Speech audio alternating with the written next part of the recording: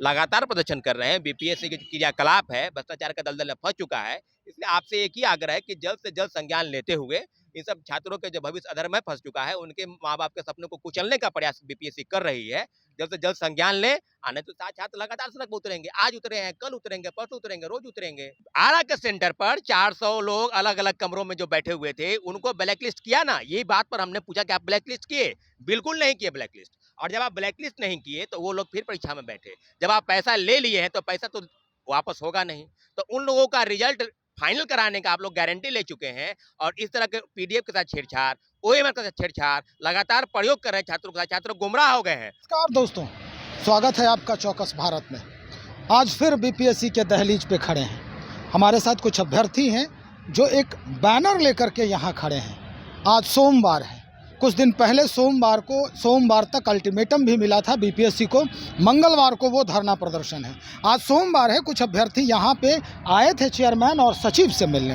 हमारे साथ सौरभ जी हैं। सौरभ जी से पूछते हैं कि आज जो मामला है, क्या क्या बात हुई आपको और किस तरह से आयोग की तरफ से आपको जो आश्वासन है वो मिला है, या क्या कार्रवाई होगी ये बताया गया। नहीं, आयोग के चेयरमैन सर तो नहीं है। जो पता चला है कि वो छुट्टी पर गए हैं। तो जिस प्रकार से हम लोग का डेलीगेशन मिला है, हम लोग यहाँ पर आए हैं, हम लोग मार्च किए हैं, विरोध प्रदर्शन किए हैं और अपनी मांगों को सरकार तक पहुँचाने का प्रयास किए हैं। जिस प्रकार से बातें हैं, हम लोग की 5 डिमांड है कि बीपीएससी में जो 8 से 9 प्रश्न हैं जिसको आप गलत उत्तर दिए हैं, उस प्रश्नों को सही करते हुए पुनः रिजल्ट प्रकाशित करें। तमाम कैटेगरी का कट ऑफ कम किया जाए और रिजल्ट प्रकाशित करें। ये हम लोग की मांग है। दूसरी मांग है कि जो 29 दिसंबर से परीक्षाएं होने वाली है, बीपीएससी की मुख्य परीक्षा, उसको आगे बढ़ाया जाए। 1 महीना डेट उसको एक्सटेंड किया जाए, दूसरी मांग है। और तीसरी मांग है कि बीपीएससी में एक अतिरिक्त विकल्प ई विकल्प रहा है, उसको हटाया जाए, क्योंकि ये मांग हम लोग के पहले से भी चेयरमैन से होती आ रही है। चौथी मांग है कि जो 53वीं से 55वीं में 4000 अतिरिक्त रिजल्ट दिया गया था माननीय उच्च न्यायालय के आदेश के बाद, उसी तरह से हम लोग को अब अगर नहीं न्याय मिलेगा, माननीय मुख्यमंत्री जी से एक ही निवेदन है कि जो छात्र लगातार सड़क पर उतर रहे हैं, लगातार प्रदर्शन कर रहे हैं, बीपीएससी के जो क्रियाकलाप है, भ्रष्टाचार का दलदल में फंस चुका है। इसलिए आपसे एक ही आग्रह है कि जल्द से जल्द संज्ञान लेते हुए इन सब छात्रों के जो भविष्य अधर में फंस चुका है, उनके माँ बाप के सपनों को कुचलने का प्रयास बीपीएससी कर रही है। जल्द से जल्द संज्ञान ले, आने तो छात्र लगातार सड़क पर उतरेंगे। आज उतरे हैं, कल उतरेंगे, परसों उतरेंगे, रोज उतरेंगे। आज जो बात हुई वो क्या हुई? आज यही बात हुई कि हम जो भी करेंगे, ऑथोरिटी बड़ी वो चेयरमैन है, और चेयरमैन अभी छुट्टी पर नहीं है। तो सचिव महोदय से जिस प्रकार की बातचीत हुई, हम लोगों ने जो बिंदु रखा उस पर कहीं भी वो कहने के लिए तैयार नहीं है। वो सिर्फ एक ही चीज कहते हैं कि माननीय मुख्यमंत्री जी अगर संज्ञान में लेंगे तब हम चीजों करेंगे। मेरा कहने का मतलब कि सब चीज क्या मुख्यमंत्री के आदेश से होगा क्या? पूरा आयोग बिल्कुल भ्रष्टाचार के दलदल में फंस चुका है। छात्रों के मुद्दे पर कोई भी बातचीत करने का कोई तैयार नहीं है। आपने आरोप लगाया है कि पैसा है तो जाओ, नहीं तो कहीं और जाओ। हाँ, बिल्कुल। आरा के सेंटर पर 400 लोग अलग अलग कमरों में जो बैठे हुए थे, उनको ब्लैक लिस्ट किया ना, यही बात पर हमने पूछा कि आप ब्लैक लिस्ट किए? बिल्कुल नहीं किए ब्लैक लिस्ट। और जब आप ब्लैक लिस्ट नहीं किए तो वो लोग फिर परीक्षा में बैठे। जब आप पैसा ले लिए हैं तो पैसा तो वापस होगा नहीं। तो उन लोगों का रिजल्ट फाइनल कराने का आप लोग गारंटी ले चुके हैं, और इस तरह के पीडीएफ के साथ छेड़छाड़, ओएमआर के साथ छेड़छाड़, लगातार प्रयोग कर रहे हैं छात्रों के साथ। छात्र गुमराह हो गए हैं। 67वीं 68वीं तमाम तरह का प्रयोग, तो इस तरह का प्रयोग नहीं चलने देंगे। हम लोग लगातार प्रयासरत हैं। माननीय मुख्यमंत्री जी से हाथ जोड़कर निवेदन करते हैं कि छात्रों का भविष्य का अंधकारमय होने से बचा लीजिए। छात्र लगातार सड़क पर नहीं उतरना चाहते हैं। सौरभ जी, क्या लगता है मुख्यमंत्री और उप मुख्यमंत्री के संज्ञान में ये बातें नहीं होगी कि छात्र बीपीएससी के दहलीज पर जाकर आंदोलन कर रहे हैं, अलग अलग स्तर से मिल रहे हैं? आपने लिखा है बीपीएससी की दवाई सिर्फ सीबीआई। निश्चित रूप से माननीय मुख्यमंत्री जी बिल्कुल संज्ञान में लिए, परसेंटाइल के मुद्दे पर बिल्कुल आगे आते हुए संज्ञान लिए, और एक शिफ्ट में परीक्षा कराने की जो आज बात पहले थी, हम लोग की जो मांग थी, उनको उन्होंने माना, और लगातार वो जो परीक्षा प्रश्न पत्र आउट हुआ, तुरंत उस पर एक्शन लेते हुए आर्थिक अपराध की एक टीम गठित हुई। तो निश्चित रूप से माननीय मुख्यमंत्री निश्चित रूप से संज्ञान लेंगे। मुझे ऐसा आशा है कि आज रात तक वो संज्ञान लेंगे बीपीएससी के मामले में। अब्दुल प्रसाद चेयरमैन को तलब बिल्कुल करेंगे और जल्द से जल्द फैसला लेंगे।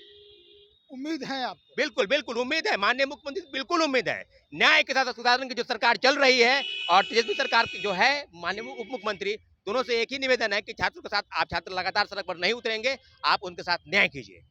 न्याय। बिल्कुल बिल्कुल। चलिए, एक और अभ्यर्थी हैं। छात्रों की गुहार, मुख्यमंत्री सुने पुकार। इतने दिन से क्या लग रहा है, मुख्यमंत्री आपके लिए कुछ नहीं सुन रहे हैं? जी, सुन रहे हैं, लगातार सुन रहे हैं, लेकिन जब दोबारा जब परीक्षा लिया गया और दोबारा जब रिजल्ट दिया गया, उसमें जो धांधली हुआ है, उसके लिए पूरा हम लोग मुख्यमंत्री जी से मांग कर रहे हैं कि फिर दोबारा वो आगे आए और जो चेयरमैन जी हैं अतुल प्रसाद जी उनको बोले कि फिर से दोबारा कट ऑफ को थोड़ा कम किया जाए और ज़्यादा से ज़्यादा रिजल्ट और दिया जाए। चलिए एक देखिए यहाँ पे 67वीं में घोषित परिणाम जो है वो दिखा रहे हैं अभ्यर्थी। आरक्षण कोटिवार जो है यहाँ दिखाया गया है। मैंने ये डाटा आपको पिछले दिनों भी दिखाया था। रिक्तियों की संख्या बताई जा रही, सफल उम्मीदवारों की संख्या बताई जा रही और सीट की संख्या के विरुद्ध सफल अभ्यर्थी भी बताए जा रहे हैं। यहाँ पे जो मैं उस दिन आपको हाईलाइट करके बताया था कि एसटी के जो उम्मीदवार हैं 8 रिक्ति संख्या है, 107 सफल हुए और 13.37 गुना जो है ये जो सफल अभ्यर्थी हैं वो हुए।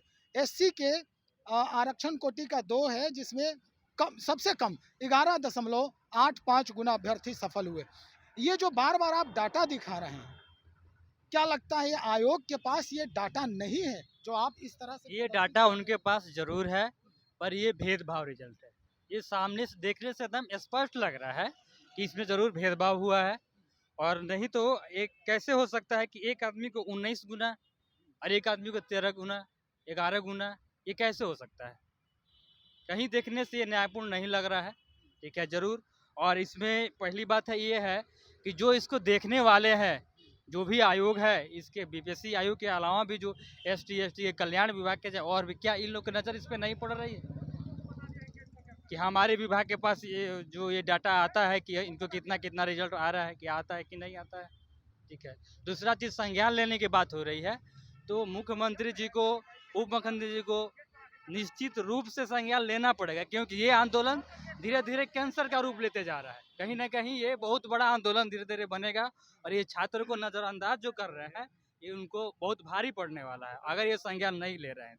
चलिए, तो ये छात्रों के साथ जो हो रहा है ये बता रहे हैं कि ये सरकार को बहुत भारी पड़ने वाला है, क्योंकि जिस तरह से लगातार गड़बड़ियां सामने आ रही है एक एक करके, आरोप ये लग रहा है कि पैसे दे करके जो अभ्यर्थी बीपीएससी परीक्षा में शामिल हुए हैं उनके लिए तो गारंटी है, और यही वजह है कि इतना बड़ा बवाल सामने खड़ा हो गया। एक एक करके जैसे जैसे जो व्यक्ति हैं, जो अभ्यर्थी हैं वो मिल रहे हैं। छात्र नेता दिलीप भी लगे हुए हैं अपने स्तर से, कल उनका भी प्रदर्शन है। और यहाँ पर जो सौरभ जी थे, सौरभ जी भी बता रहे थे कि क्या कुछ अभी बातचीत हुई है और क्या कुछ होने वाला है।